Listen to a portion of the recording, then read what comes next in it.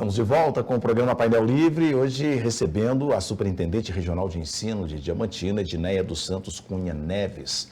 Agradecendo a você que nos acompanha, estamos ao vivo no nosso site, tvvalinete.com.br, transmitindo no canal 7 analógico, canal 34 digital e o programa disponível na plataforma do YouTube. Edneia, saí no bloco passado questionando sobre a dificuldade, qual seria a maior dificuldade, manter os alunos do ensino regular, né, no período regular, ou atrair os jovens que não tiveram oportunidade para a EJA, por exemplo. Como é que mecanismo tem para atrair essas pessoas? O que é mais difícil? Bom, falar em dificuldade, eu penso que nós temos dificuldades nessas duas questões, tanto daqueles que estão para permanecer, bem como daqueles que não estão e que precisam de estar. Mas é importante colocar que há um desafio diferenciado no caso da educação de jovens e adultos, porque os outros, eles acessam normalmente a escola, né, via natural de acesso e nós temos aí, por legislações, o estudante de 4 a 17 anos, a obrigatoriedade de estar matriculados. Então, já temos uma legislação que traz essa obrigação, então, automaticamente ele precisa de acessar.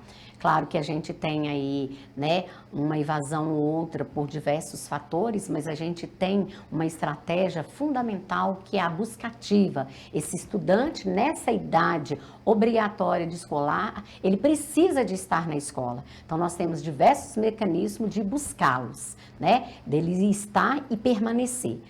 Já na educação de jovens e adultos, a gente tem uma diferença. Em vez deles virem, né, nós vamos até eles. Então, esse desafio da gente ir buscá-los, né, deles estarem aqui por entender que nós precisamos de ajudá-los a compreender a importância desse processo da formação para a vida dele e para a vida da sociedade, né? Então, o desafio está nisso daí, da gente mostrar para esses cidadãos, né, a importância desse processo da formação na vida dele. Como que ele vai melhorar e melhora, né, a forma de viver, né, e de conviver quando ele passa por esse processo de formação. Ele, né, reconhece mais os seus direitos, ele participa na sociedade de uma forma mais significativa, mais segura, né, mais coerente. Ele sai daquele lugar do escondidinho, porque ele mesmo sente, né, que por ele não ter esse processo de formação, ele recua, e aí, quando ele tem, né, esse processo de formação já consolidada, ele se sente mais empoderado, né? Ele tem esse poder pela educação e ele convive melhor, né? Ele muda as relações dele, não só profissionais, que abrem mais acesso devido à formação, como no convívio do cotidiano dele, né? Então, esse desafio a gente mostrar a importância deles, né, daqueles que ainda não acessaram a escola, de vir. E de vir não só através da matrícula, mas dele permanecer. E ele permanecendo, ele aprender de fato para que ele possa sair aí com essas competências e habilidades de fato adquiridas. Você disse que a área da superintendência abrange 25 municípios, maior parte na zona rural. Os desafios enfrentados pela superintendência nesses municípios, eles são mais semelhantes ou há uma diferença muito grande nas dificuldades enfrentadas, os desafios no município que está mais distante de Diamantina, por exemplo? Eu acho que eu posso usar aquela metáfora, né? Que os problemas só mudam de lugar, né? Porque eles são presentes em todo e qualquer lugar. O que a gente tem de diferente? É a forma de fazer. Agora, sem sombra de dúvida, que é muito mais desafiador para nós, né? Cuidar de algo que está aqui próximo e que a gente tem essa condição, né, de acesso e de locomoção mais direto de um atendimento, do que ir, por exemplo, lá em uma escola em Conceição do Mato Dentro, né, que é um segundo endereço de um endereço principal, que está na comunidade da comunidade, né, e em que o acesso, às vezes, é até hoje, né, já recente, já carro, mas, né, desde quando eu entrei na superintendência, às vezes a gente acessava essas escolas até a cavalo, né, porque no mais longínquo lugar a gente às vezes tem ali uma escola, porque é direito, e a gente tem que assegurar esse direito. É difícil, né? Nós temos aí a questão do transporte escolar, né, cada vez mais sistematizado para dar esse direito também a esses estudantes a acessarem as nossas escolas. Os profissionais que não necessariamente residem naquela escola. Então, às vezes, a gente tem ali uma rotatividade com profissionais que, às vezes, não têm um cargo efetivo naquela escola e que, às vezes, né, não aceita aquele desafio de permanecer, né, naquela comunidade, vão residir, às vezes, no município, tem que, né, transportar constantemente, né, para levar os mesmos direitos que um aluno tem de uma escola do município sede àquele que está lá na comunidade rural. Os direitos, eles são iguais, as oportunidades têm que ser as mesmas, os trabalhos têm que ser os mesmos, mas os desafios são diferentes, sobretudo de acesso devido a essas distâncias territoriais, né? Nós temos escolas com uma infraestrutura favorável, né? Escolas que, né, estão aí em processo, né, de obras permanentes, de revitalização da estrutura, e isso, né, o Estado, ele está sempre atento e dando essas condições de melhoria da infraestrutura escolar, dos equipamentos. Hoje os nossos estudantes têm acesso aos materiais pedagógicos, né, e os nossos profissionais cada vez melhor, né? Se a gente pensar aí na própria merenda escolar de quando você estudou, com toda certeza não foi a merenda que hoje a gente tem nas nossas escolas. Então, esses direitos, eles são iguais. E o que a gente tem de diferente? Cuidar bem da formação desses profissionais, dando a essas oportunidades, seja de uma formação presencial ou no formato à distância, para que ele, né, aproprie bem daquilo que é o fazer dele no desenvolvimento das atribuições do professor, para que esse aluno aprenda aquilo que de fato é esperado e já desejado. Como que professores, gestores escolares, né? Como que a comunidade escolar pode contribuir para o sucesso do Pacto EJA? Tá.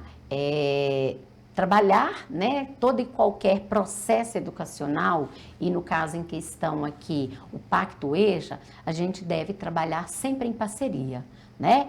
Como eu disse, o Ministério da Educação, com as secretarias estaduais de educação, as secretarias municipais através da Undime e toda e qualquer outra instituição educacional e outros segmentos sociais para fortalecer o trabalho diante dos desafios que são encontrados, né? Então, trabalhar realmente essa comunidade escolar, entendendo a necessidade, a importância, seja a família, que é a nossa primeira parceira, né, dentro da escola, tendo essa compreensão do que está sendo feito, desenvolvendo, porque um grande desafio é aqui as pessoas que começam e não conclui, deixa no meio do caminho. Então, a gente precisa, né, para ter isso sistematizado, a continuidade das pessoas no desenvolvimento dos processos. Então, teve uma dificuldade, né? ver, né, e todos pensarem juntos o desafio que pode surgir no momento. Às vezes você entrou, teve um problema de ordem familiar, de ordem profissional, de ordem de motivação pessoal. Então, a gente olhar para aquela situação, diagnosticar, analisar e intervir. Intervir diante de cada desafio. E para cada desafio, com certeza, tem uma estratégia apropriada para superar. A gente está vivendo, quer dizer, está fora do nosso roteiro aqui, mas eu não vou perder a oportunidade, até mesmo para que as pessoas possam refletir sobre isso. A gente está vivendo numa era digital e quanto mais jovem são as pessoas, são dados, né? Quanto mais da geração da tecnologia, mais analfabeto digital são. Né? Sabe mexer com celular, etc., mas a hora que precisa de entrar no mercado de trabalho, precisa usar os computadores. E não tem conhecimento, são perfeitos analfabetos digitais. O analfabetismo digital é uma preocupação do sistema de gestão da educação do Estado? Sim, nós temos como uma competência da Base Nacional Comum a questão da tecnologia, né? Então, quando ainda da época da elaboração da Base Nacional Comum, das primeiras discussões lá em 2015, 2017, já previa, né, essa competência, trabalhar essa competência tanto nos educadores para que os nossos estudantes, né, também tenham esse desenvolvimento, essas habilidades tecnológicas. Então, hoje, por exemplo, nas nossas matrizes curriculares, né, tem esse espaço desse trabalho, só que a gente tem que fazer isso de uma forma com equilíbrio, né? Porque, como você bem colocou aí, quanto mais novos, mais habilidades tecnológicas tem e menos habilidade técnica de formação, né? Do processo de alfabetização, né, padrão, eles têm. Mas o que nós precisamos de fazer? Fazer um trabalho de equilíbrio, né? Porque o processo formal, ele é necessário. A escola existe para a formação acadêmica, né? E isso é inerente à unidade escolar. Né? A educação formal, ela existe para esse desenvolvimento acadêmico. Agora, ela pode e deve fazer isso de uma forma inovadora, porque a gente tem que acompanhar as inovações tecnológicas, a globalização, né? Então, quando você foi alfabetizado,